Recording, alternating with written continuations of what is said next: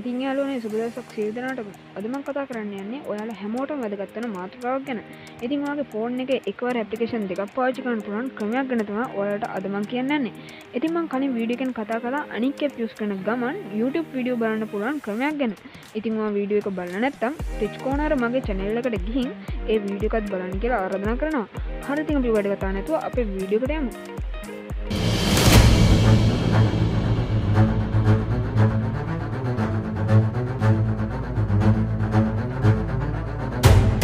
ඉස්සෙල්ලාම කරන්න ඕනේ Play Store app එක open කරගෙන පුංචි application එකක් download කරගන්න එක. ඉතින් මේ application එකට MB 7ක් වගේ ප්‍රමාණයක් තමයි යන්නේ. මම Play Store app එක මේ විදිහට open කරගෙන search bar එකේ search කරගන්නවා split screen කියලා.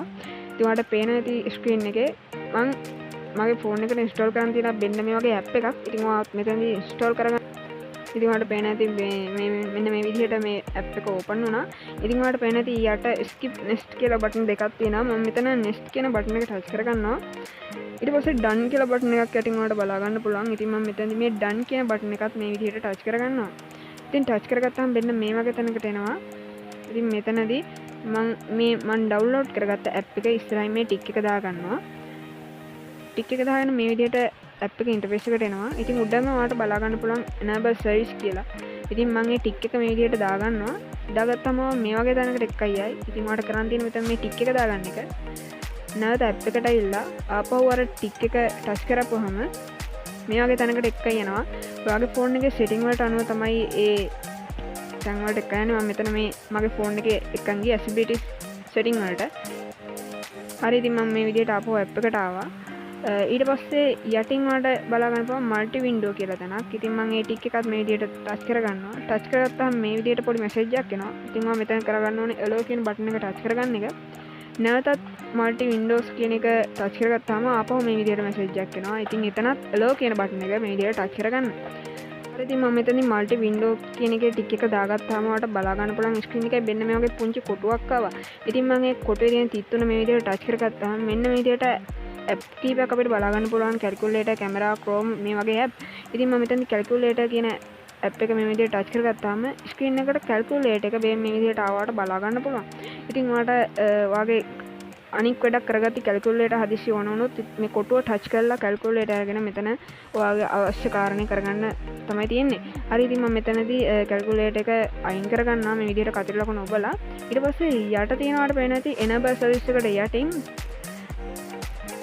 ට්‍රයිගර්ස් කියලා තන. ඉතින් මම ඒක ටච් කරගන්නවා. ඉතින් ටච් කරගත්තාම මෙන්න මේ විදිහට තැනක් එනවා. ඉතින් මම මෙතන මේ යටේ තියෙන ටික් දෙක මේ විදිහට දාගන්න. කළලා නැවතත් ආපහු අපි යනවා මේ ඉන්ටර්ෆේස් එකට. ඊට පස්සේ ඔයාලට තියෙනවා තැනක් floating button කියලා. ඉතින් මම ඒක ටච් කරගන්නවා. ටච් කරගත්තාන් පස්සේ උඩ තියෙනවා ටික් එකක්. ඉතින් ඔයා කරන්න ඕනේ මේ ටික් එක දාගන්න එක. ඊට පස්සේ තියෙනවා select foreground icon කියලා. ඉතින් ඔයාට මේ icon එකකින් කැමති icon එකක් select කරගන්න පුළුවන්. ඉතින් මම මෙතන select කරලා තියෙන පළවෙනි තියෙන icon එක. හරි මම ඊට පස්සේ ආපහු යනවා මුලට.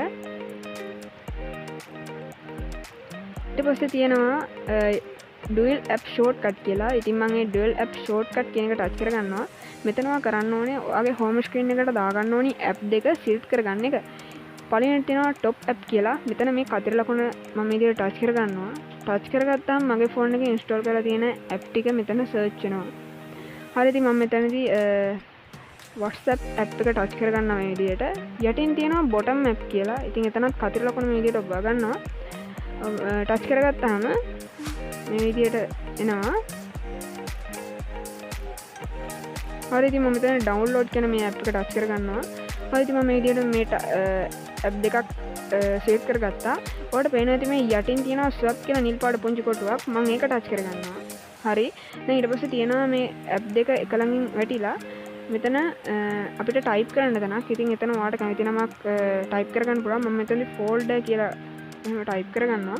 ටයිප් කරගෙන මේ කොනින් තියෙනවා add කියලා බටන් එකක්. ඉතින් මම add කියන බටන් එක මේ විදිහට ටච් කරගන්නවා.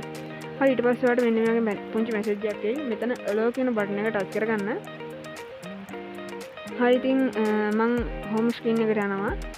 හරි ඉතින් හෝම් ස්ක්‍රීන් එකට ආව පස්සේ මෙන්න මේ වගේ අයිකන් එකක් ඔයාලට බලා ගන්න පුළුවන් හෝම් ස්ක්‍රීන් එකේ තියෙනවා. ඒත් එක අපි කලින් සෙට් කරගත්ත ඇප් දෙක මේ විදිහට ෆෝල්ඩර් කියලා icon එකකින් අපිට බලා ගන්න පුළුවන් screen එකේ. හරි ඉතින් මම ඒක touch කරගන්නවා.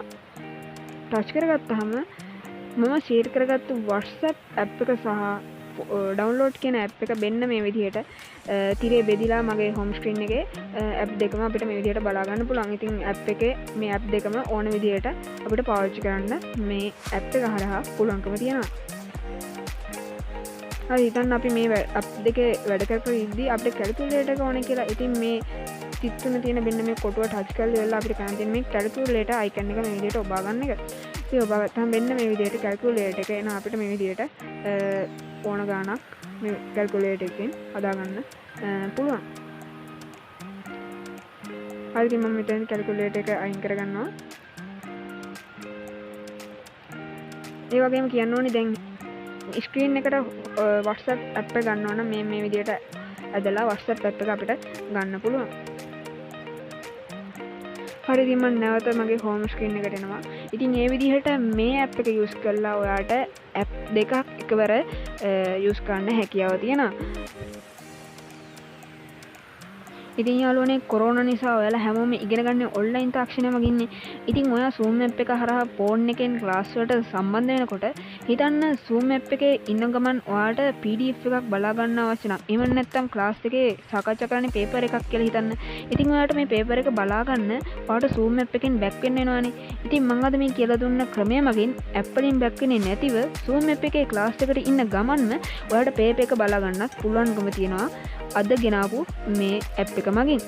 ඉතින් අද වීඩියෝ එක හොඳයි නම් like කරන්න, share කරන්න. ඔයා මගේ channel එකට අලුත් කෙනෙක් නම් ඔයා මේ බලන වීඩියෝ එක පල්ලෙන් තියෙන රතු පාට subscribe button එක touch කරලා තියාගන්න. එහෙනම් මේ වගේ අලුත් වීඩියෝ එකකින් නැවත හමුවෙන්න බලාපොරොත්තු වෙන අදට සමු ගන්නවා. හැමෝටම සුබ දවසක්.